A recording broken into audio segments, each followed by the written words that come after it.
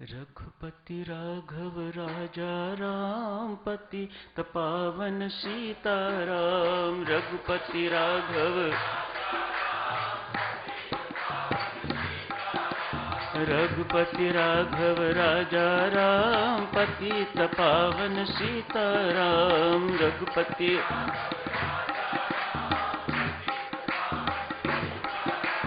रघुपति राघव राजा राम पतित पावन सीताराम।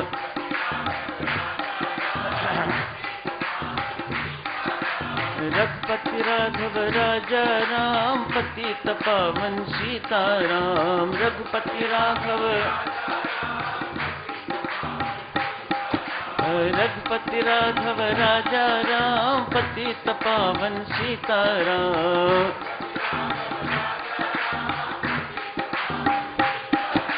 रघुपति राघव राजा राम पतित पावन सीताराम। रघुपति राघव रघुपति राघव राजा राम पतित पावन सीताराम। रघुपति राघव पतित पावन सीताराम। रघुपति राघव राजा राम पतित पावन सीताराम। रघुपति राघव राजा राम पतित पावन सीताराम। रघुपति राघव पतित पावन सीताराम। रघुपति राघव राजा राम पतित पावन सीताराम। रघुपति राघव पतित पावन सीताराम। रघुपति राघव राजा राम पतित पावन सीताराम। रघुपति राघव राजा राम पतित पावन सीताराम। रघुपति राघव राजा राम पतित पावन सीताराम। रघुपति राघव राजा राम पतित पावन सीताराम। रघुपति राघव राजा राम पतित पावन सीताराम। रघुपति राघव राजा राम पतित पावन सीताराम। रघुपति राघव राजा राम पतित पावन सीताराम। रघुपति राघव राजा राम पतित पावन सीताराम। रघुपति राघव राजा राम पतित पावन सीताराम। रघुपति राघव राजा राम पतित पावन सीताराम। रघुपति राघव राजा राम पतित पावन सीताराम। रघुपति राघव राजा राम पतित पावन सीताराम। रघुपति राघव राजा राम पतित पावन सीताराम। रघुपति राघव राजा राम पतित पावन सीताराम।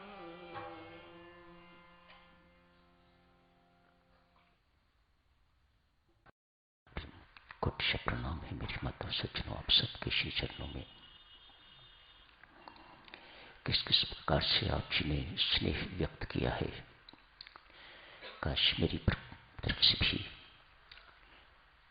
उसी प्रकार से प्रतिक्रिया व्यक्त करने का कोई मुझे ढंग आता तो मैं जरूर करता। ऋणी रहूंगा मेरी माता सज्जनों, आप सबके ऋणी हूं, ऋणी रहूंगा।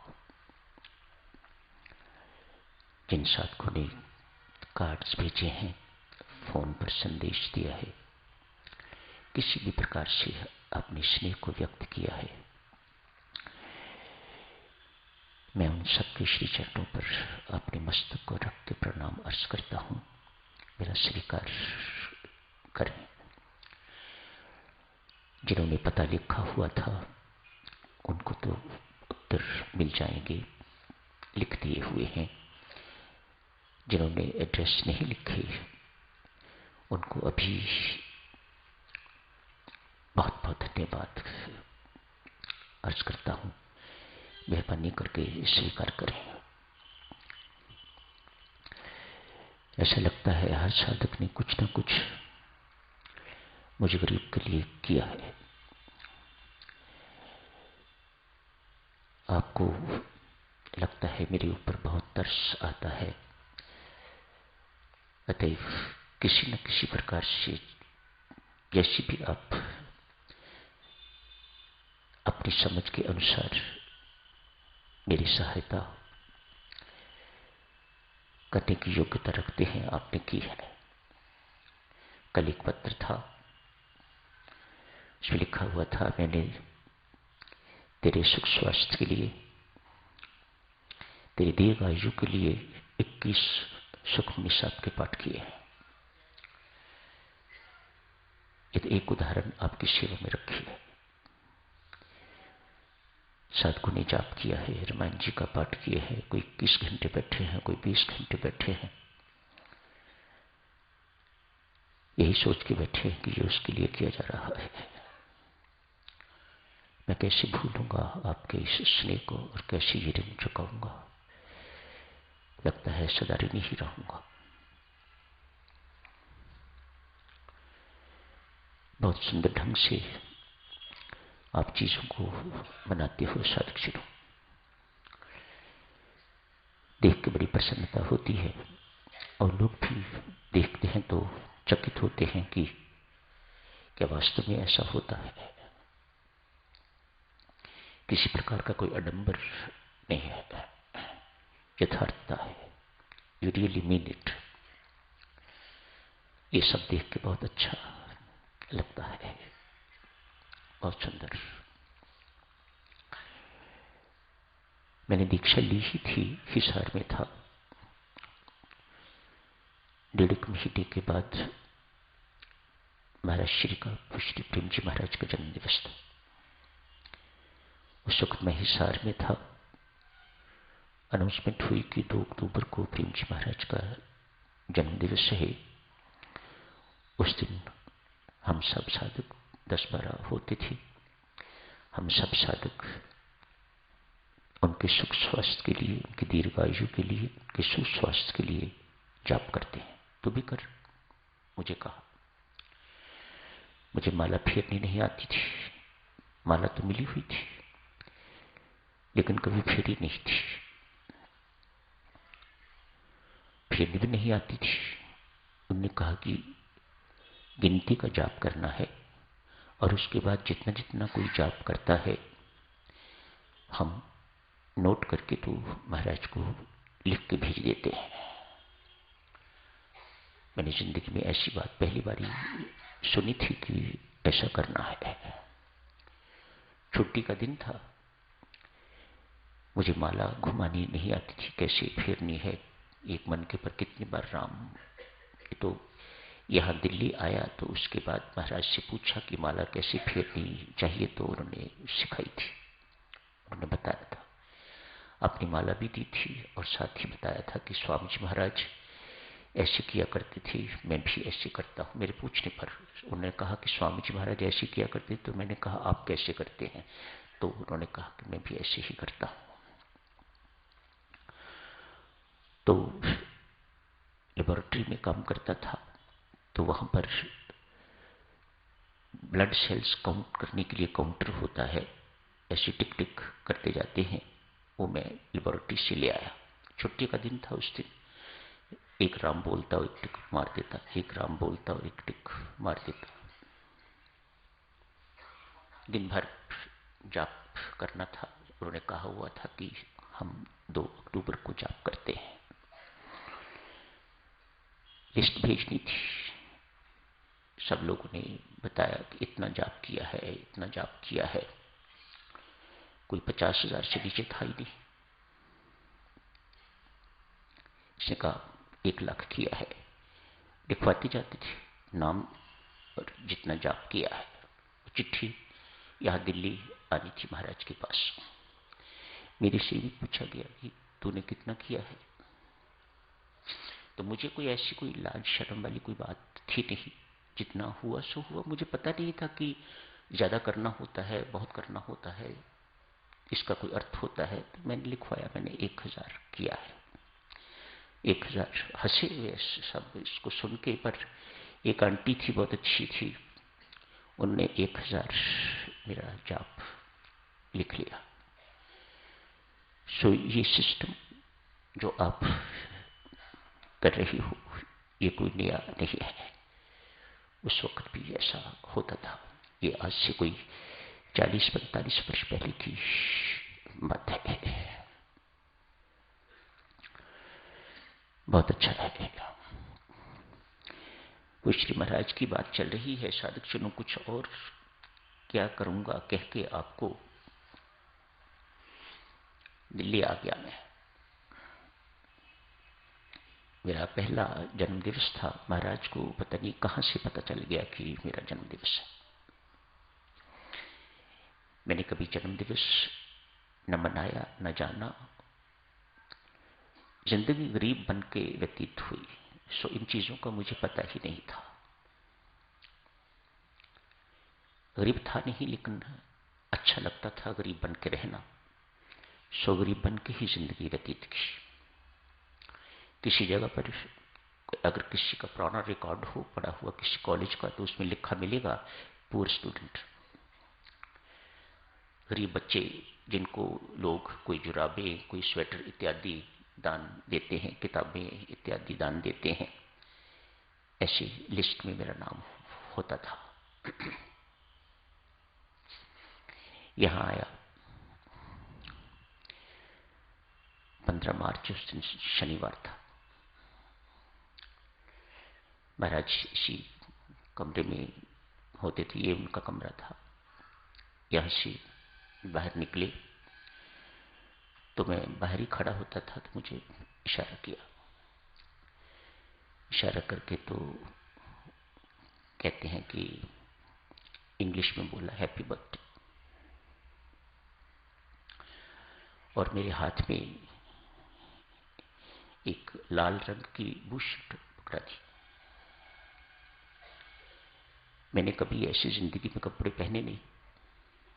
सीधे सादे सफेद एक शर्ट होती थी, एक पैंट होती थी। उन दिनों ये टेरलिन वेलिन चली हुई थी, रात को धो लो सुबह सूख जाती थी, तो हमेशा सफेद कपड़े होते थे, धुले हुए कपड़े होते थे। मानो लोगों को ऐसा लगता था पता नहीं इसके पास कितने कपड़े हैं। एक ही होता था, शर्ट और पैंट। मुझे कहने के कल इतवार है, तब महाराज मुझे अपने पास ही खड़ा कर लेते थे अमृतवाणी बांटने के लिए। कल इसको पहन के आना। मेरे परमात्मा, इतने लाल गूढ़े रंग की बुशर्ट, और मुझे कहा कल इसे पहन के आना। हुक्म था। अगले दिन पहन के आ गया। अपनी ड्यूटी पर जहां भी महाराज को कमरे से निकलना था, बाहर खड़ा हो गया तो मुझे ऐसे करके कहते हैं न्यू पिंच।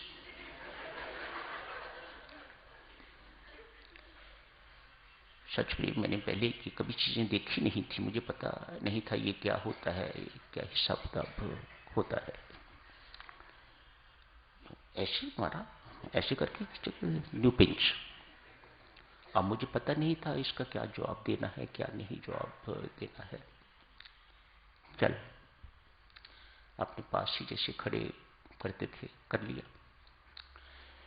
मेरी हालत खराब, इतना लाल। कभी मैं बुशर्ट की तरफ देखूं, ये क्या बना के मुझे खड़ा कर दिया महाराज ने।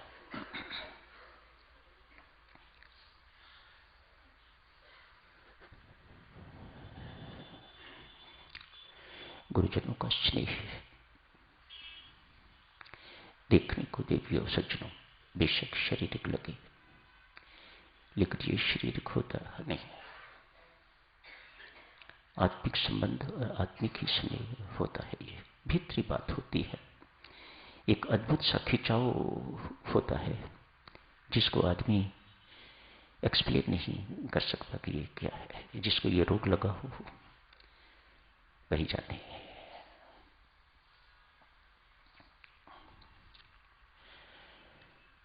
साधजनों, साधना करनी चाहिए हर साधक को। रामायण जी का पाठ आप जी ने किया है। कैसा संघर्ष भरा जीवन, कैसा साधना में जीवन रहा है। रामायण जी के मुख्य पात्रों को ये सीखना है। अभी महात्म में पढ़ा गया। स्वामी जी महाराज ने महात्म के अंदर लिखा है मोक्ष मिले। मात्र मोक्ष कैसे मिलेगा? कोई ऐसी नहीं कि ये आसानी से मिल जाने वाली चीज है। मन मैल धुले, क्रम देखें। मन मैल धुले मति विमला। मन साफ होगा। रामायण जी के पाठ से महात्मा में बता रहे हैं स्वामी जी महाराज। रामायण जी के पाठ से मात्र ये पढ़ छोड़ने वाली चीज नहीं है, पढ़ के छोड़ने वाली चीज नहीं है। स्वामी जी महाराज कहते हैं जो इसे पढ़ेगा, ठीक ढंग से पढ़ेगा, उसके अंदर क्या परिवर्तन होंगे। उसका मन विमल होगा, मति बुद्धि निर्मल होगी, पूर्णतया निर्मल होगी। अब सूक्ष्म बुद्धि हो गई, सद्बुद्धि होगी बेटा, सद्बुद्धि हो जाएगी। ये उच्च बुद्धि है, सूक्ष्म बुद्धि हो जाएगी, दिव्य बुद्धि हो जाएगी, आध्यात्मिक बुद्धि हो जाएगी, हल्की बुद्धि नहीं रहेगी। हल्की बुद्धि तो हम संसारियों की है, जो रामायण पढ़ छड़ देने, जिन्होंने रामायण जी को समझा नहीं, जीवन में उतारा नहीं, उनकी बुद्धि हल्की बुद्धि। कैसी बुद्धि? छोटी छोटी बातों पर ही बैठे रहना, ये हल्की बुद्धि के चिन्ह है। किसने छोटी सी बात कही, मामूली सी बात कही, उसी को सोचते रहे, रूठ गए। हम आगे से ये काम नहीं करेंगे, ये सेवा नहीं करेंगे, इसने हमारी आलोचना क्यों कर दी। ये हल्की बुद्धि के चिन्ह है। छोटी छोटी बातों में ही फंसे रहना। कब बुद्धि उच्च होगी, कब उच्चतम लक्ष्य को प्राप्त करेगी। हल्की बुद्धि कभी नहीं कर सकेगी। छोटी छोटी बातों में उलझे रहने वाला व्यक्ति कभी उस हाईएस्ट तक नहीं पहुंच सकेगा। आपकी बुद्धि बड़ी उच्च स्तर की बुद्धि होनी चाहिए, तब उच्चतम लक्ष्य की प्राप्ति होगी। रामायण जी हमारी बुद्धि को उच्चतर एवं उच्चतम बनाती है। रामायण जी का पाठ। छोटा बच्चा जिसकी बुद्धि सामान्य हमारी तरह बुद्धि हो जिसकी, वह क्या कहता है? किसी बालक से पूछो तुम्हें यदि प्रधानमंत्री बना दिया जाए तो क्या करोगे? तो कहेगा कि लाल किले पर खड़े होकर पतंग उड़ाऊंगा। हल्की बुद्धि। हल्की बुद्धि तो लक्ष्य भी हल्का। बुद्धि उच्च हो, दिव्य हो, ये पाठ से लाभ लेना चाहिए। बुद्धि में दिव्यता आए, निर्मलता आए, बल आए, बुद्धि बल, बल आए। मुझे ये करना है, इसको मुझे प्राप्त करना है, कुछ भी हो। कोई प्रलोभन, कोई विघ्न बाधा, रोग के रूप में, शोक के रूप में और विघ्न बाधाओं के रूप में, कुछ भी आपकी साधना को प्रभावित न करे। ये निर्मल बुद्धि के चिन्ह है, ये दिव्य बुद्धि के चिन्ह है। मात्र धार्मिक नहीं बनना, धार्मिक बनने से काम नहीं बनेगा। घर में तस्वीर लगाई हुई है राम जी की, आप धार्मिक हो। गले में माला डाली है, जेब में माला डाली है, आप धार्मिक हो। आप श्री राम शरण रोज आते हो, किसी मंदिर में जाते हो, आप धार्मिक हो, लेकिन आध्यात्मिक नहीं हो। रामायण जी आपको मात्र धार्मिक नहीं, आध्यात्मिक बनाते हैं। आपके अंदर सहनशीलता नहीं आई, आपके अंदर क्षमा की भावना नहीं आई है। बदले की भावना, सामान्य बुद्धि, हल्की बुद्धि, रूठ जाना, हल्की बुद्धि, क्षमा कर देना, उच्च बुद्धि के चिन्ह। और फिर क्या होगा? छोटे गलती नहीं करेंगे तो कौन करेंगे? बड़े ने कुछ कह दिया तो सो व्हाट, बड़े नहीं कहेंगे तो कौन कहेगा? बस बात खत्म। ये कैसी बुद्धि के चिन्ह है? ये निर्मल बुद्धि के चिन्ह है, ये उच्च बुद्धि के चिन्ह है। छोटी छोटी बातों में हल्की बुद्धि वाले उलझे रहते हैं, रूठ जाते हैं, काम बंद कर देते हैं, बोलना बंद कर देते हैं। ये हल्की बुद्धि के चिन्ह, छोटी बुद्धि के चिन्ह है। ये दिव्य बुद्धि जैसी एक साधक की होनी चाहिए, उसके नहीं।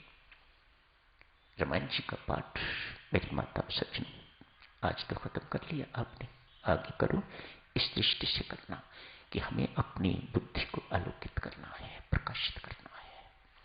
क्या प्रकाश इसमें से मिलता है, क्या संकेत इससे मिलते हैं, वह संकेत हमें अपनी बुद्धि में उतारने हैं ताकि हमारी बुद्धि भी राम जी जैसी बुद्धि। लक्ष्मण त्याग देखिएगा, लक्ष्मण का तपस्या देखिएगा, उस तपस्या ने लक्ष्मण को कितना बड़ा बना दिया है। हर दूसरे पृष्ठ के बाद लक्ष्मण प्रभु राम को उपदेश सुनाने योग्य हो गया हुआ है। सारे जहान को, 3 लोगों को उपदेश देने वाले राम उनको उपदेश दे रहे हैं लक्ष्मण जी महाराज अपनी तपस्या के बल पर, अपनी साधना के बल पर। 14 वर्ष तक सोना नहीं कोई बच्चों का खेल नहीं है। तनिक तपस्या को निहारिए तो, तनिक साधना को निहारिए तो। पुनः दिव्य सज्जनों, आप सबका हार्दिक धन्यवाद करता हूं। बहुत कष्ट उठाया है आप जी ने, सबने मेरे लिए। परमेश्वर, मैं तो कुछ नहीं कर सकता, तू सब कुछ कर सकता है।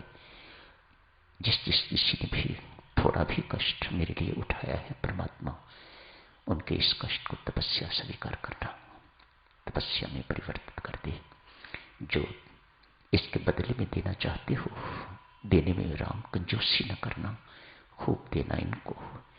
मेरे पास तो कुछ भी नहीं है, पर मेरा तू है, मेरा हिसाब किताब रखने वाला तू।